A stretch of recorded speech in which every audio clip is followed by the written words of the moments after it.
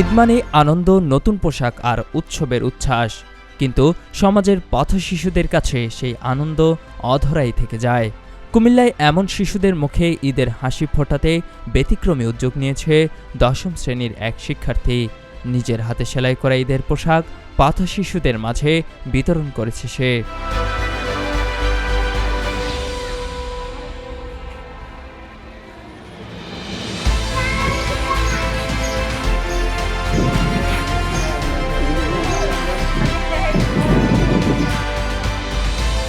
ঈদকে সামনে রেখে এমন আয়োজনে কুমিল্লার টাউন হল মাঠ ও রেল স্টেশন এলাকায় জড়ো হয় অসংখ্য পথশিশু। তাদের প্রত্যেকের হাতেই তুলে দেওয়া হয় নতুন পোশাক। এই উদ্যোগের উদ্যোক্তা তামান্না নামের এক স্কুল ছাত্রী। ব্রাহ্মণবাড়িয়ার মেয়ে হলেও বর্তমানে কুমিল্লায় বসবাস করছে এবং এখানেই ১০ম শ্রেণীতে পড়াশোনা করছে। নিজের সহপাঠীদের সহযোগিতায় পথশিশুদের জন্য ঈদের পোশাক তৈরির উদ্যোগ নেয় তামান্না। বিশেষ করে মেয়ে শিশুদের জন্য সে নিজ হাতেই সেলাই করেছে এইসব পোশাক। পথশিশুদের কাছে এই উদ্যোগের খবর পৌঁছে দিতে গত ২ দিন ধরে শহরের বিভিন্ন স্থানে মাইকিং করা হয়। খবর পেয়ে সকাল থেকে টাউন হল মাঠে এসে জড়ো হয় ১ থেকে ৮ বছর বয়সী অসংখ্য শিশু। উদ্যোক্তা তামান্না বলেন, এই ঈদে আমরা নতুন জামা পরব, কিন্তু পথশিশুরা ঈদ করতে পারবে না, এটা হতে পারে না। তাই আমি এই উদ্যোগ নিয়েছি।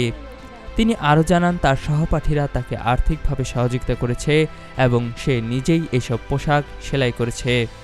আমরা এখনো যারা পথশিশু মানে দেখি রাস্তাঘাটে কিনারও সামর্থ্য নেই, তাদের জন্য আমরা একটু উদ্যোগ নিয়েছি। আমরা ক্লাস 10-এর ছাত্রছাত্রী আর কি সবাই মিলে একটা উদ্যোগ নিয়েছি, যাতে সবাই ঈদের উপভোগ করতে পারে। ঈদ উপলক্ষে যেন আমরা ঈদ উপভোগ করবো কিন্তু ওরা পাবে না, এরকম কোনো কিছু যাতে না হয়। সবাই যাতে একসাথে ঈদ উদযাপন করতে পারে তার জন্য উদ্যোগ নেওয়া।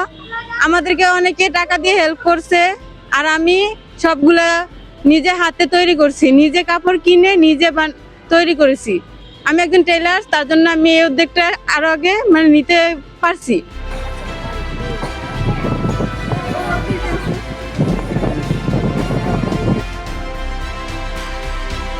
এক পথশিশু জানায়, এখানে যে জামা পেয়েছি এটাই আমার এবারের ঈদের জামা। আমার আর কোনো নতুন জামা নেই। ভালো লাগতেছে। আর আসেনি জামা তোমাদের?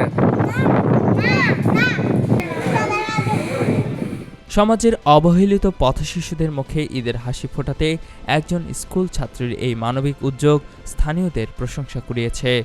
এমন উদ্যোগ যদি সমাজের আরও মানুষ গ্রহণ করে, তবে উৎসবের আনন্দ সত্যিই ভাগাভাগি হবে সবার মাঝে।